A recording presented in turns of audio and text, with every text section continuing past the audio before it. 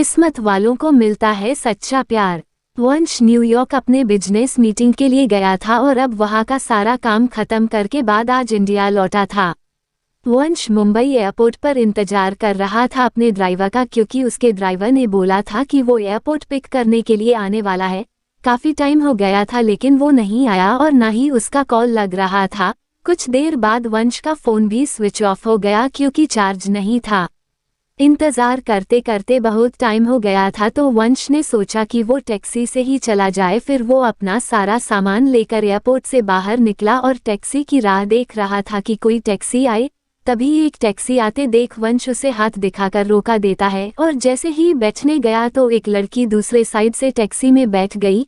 वंश ने कहा कि ये टैक्सी उसने रोकी है तो वो बोली तो क्या हुआ, बैठी तो मैं पहले ना, आप दूसरी टैक्सी ले लो। वंश फिर उससे कहा कि आपको किस तरफ जाना है। उसने कहा मैं कहीं भी जाऊं, आपको उससे क्या मतलब। उसका ये सब सुन के वंश को थोड़ा गुस्सा आने लगा।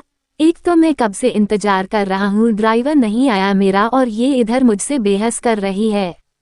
फिर वंश भी टैक्सी में बैठ गया और बोला भैया चलो। वो लड़की ज्यादा कुछ नहीं बोली और आगे चल के उसका घर आ गया तो वो वंश से पहले ही उतर गई और वंश आगे निकाल गया टैक्सी में।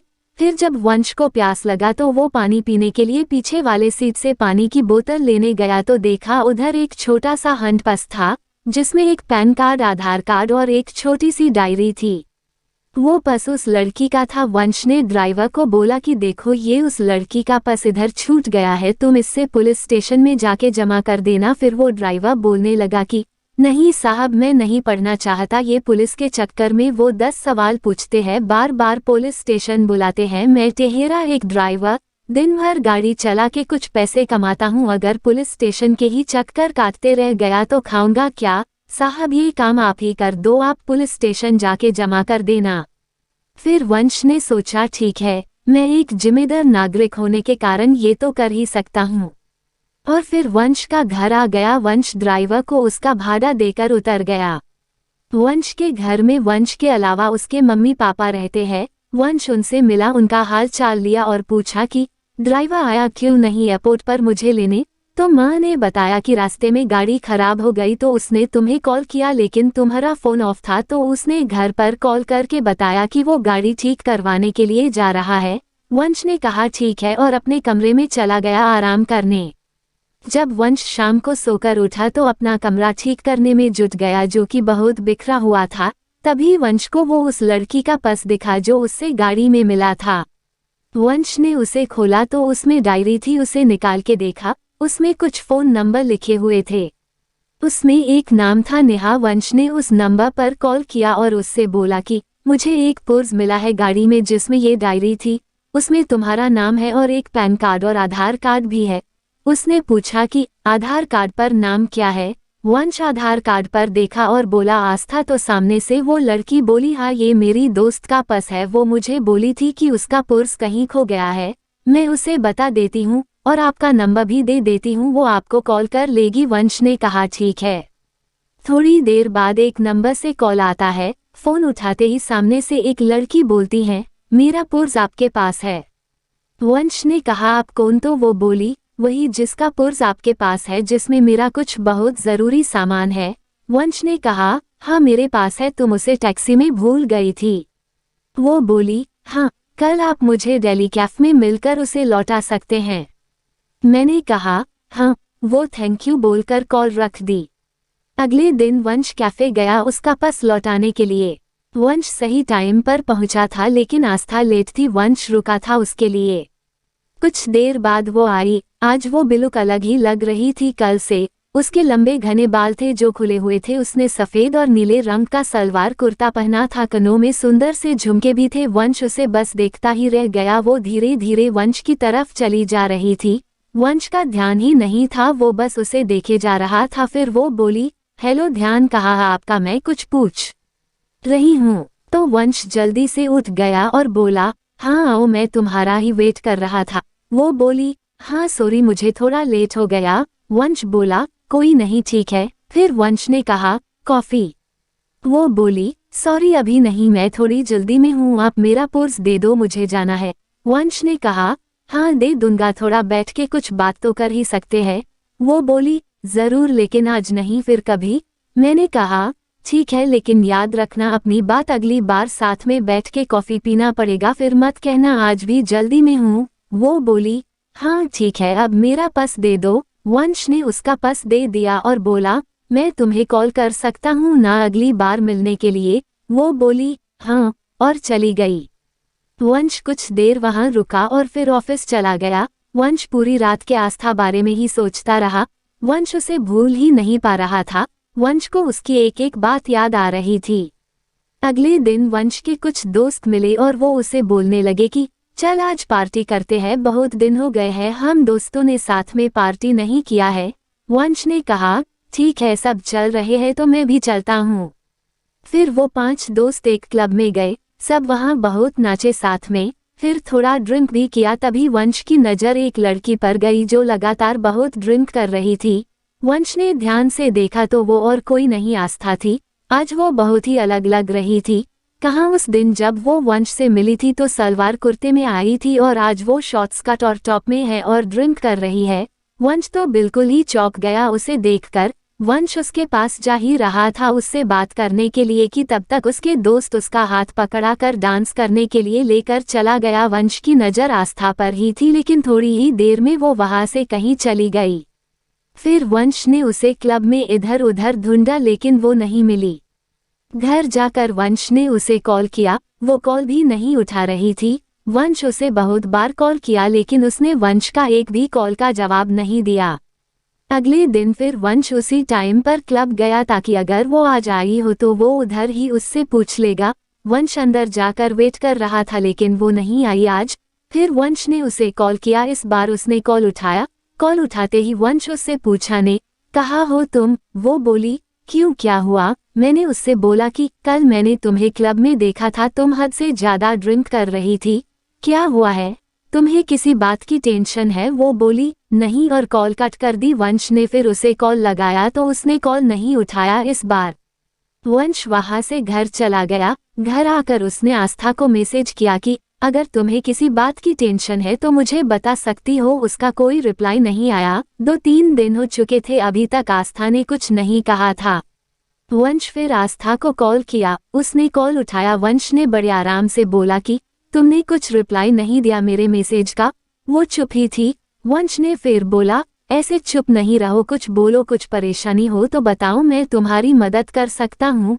फिर वंश ने कहा अच्छा चलो कल उसी कैफे में मिलो, तुम्हारी कॉफी बाकी है एक मुझ पे। वो हाँ ठीक है बोलकर कॉल रख दी। वंश बड़ी बेचैनी से कल का इंतजार कर रहा था। अगले दिन वो सुबह सुबह उठा, अच्छे से तैयार होकर आस्था से मिलने के लिए निकला। आज वंश खुद टाइम से पहले आकर इंतजार कर रहा था। थोड़ी ही देर में आस्था आई। वो बहुत सुंदर दिख रही थी। आज उसने जीन्स टॉप पहना था और बाल वैसे ही खुले थे। वो जैसे जैसे आगे आ रही थी चल के उसके बाल उसकी आंखों के तरफ आ रहे थे। वो उन्हें ठीक करती हुई आ रही थी। वो आके वंश के सामने वाले कुर्सी पर बैठ गई। वो शांत थी। वंश ने पूछा कॉफी? वो हल्की सी मुस्कुराहट के साथ बोली हाँ। वंश ने वेटर को कॉफी के लिए बोला और आस्था से बोला चलो अब बताओ क्या बात है जिससे तुम परेशान हो। पहले तो वो कुछ नहीं बोल रही थी, फिर वंश ने कहा बोलो कुछ। वो बोली कि मैं मुंबई में अकेले रहती हूँ, यहाँ मैं अपना करियर बनाने के लिए आई हूँ। ये बोलते बोलते वो चुप हो गई। मैंने कहा हाँ आगे बोलो, इसमें क्या हुआ? ये तो अच्छी बात है तुम अपने करियर पे इतना ध्यान दे रही हो। फिर वो बोली लेकिन अब नहीं हो पा रहा है, मेरा काम में बिल्कुल ध्यान नहीं रहता। मुझे अपने बॉस से बहुत बार अब डांट सुननी पड़ती है और उसने तो ये तक कह दिया है कि अगर ऐसा ही चलता रहा तो वो मुझे नौकरी से निकाल देगा। 2 महीने हो गए हैं मेरे इस वार्ताओं से मुझे रोज डांट सुनी पड़ती है। मैंने उसे पूछा ऐसा क्या हो गया है कि तुम इतनी परेशान रह रही हो? वो चुप हो गई फिर से। फिर थोड़ी देर बाद बोली मुझे कैंसर हो गया है। ये सुनकर वंश घबरा गया। आगे वो बोलती रही 2 महीने पहले मैंने चेकअप करवाया था तो डॉक्टर्स ने बोला कि मुझे कैंसर हो गया है, अभी 2nd स्टेज पर है। ये सुनकर मैं तब से परेशान रहती हूँ कि कैसे मैं सब करूँगी। मेरा इस दुनिया में कोई नहीं है, बचपन से ही मैं अनाथ हूँ, बस कुछ ऑफिस के दोस्त है। मैं ये बात अपने ऑफिस में भी नहीं बता सकती कि अगर बॉस को पता चला तो वो मुझे कहीं नौकरी से निकाल ना दे। 3 महीने पहले ही मेरा प्रमोशन हुआ है, मुझे हेड ऑफ द डिपार्टमेंट बनाया है। और ये सब हो गया, मैं अब क्या करूं, कुछ समझ नहीं आ रहा है। ये सब सुनकर वंश ने धीरे से उसका हाथ अपने हाथ में लिया और बोला, तुम अकेले नहीं हो, मैं तुम्हारे साथ हूँ। वो चुपचाप वंश की ओर देखने लगी। वंश ने कहा, हाँ तुम सही सुन रही हो, मैं तो उसी दिन से तुम्हें पसंद करने लगा था जिस दिन तुम अपना पर्स लेने के लिए मुझसे मिलने आई थी।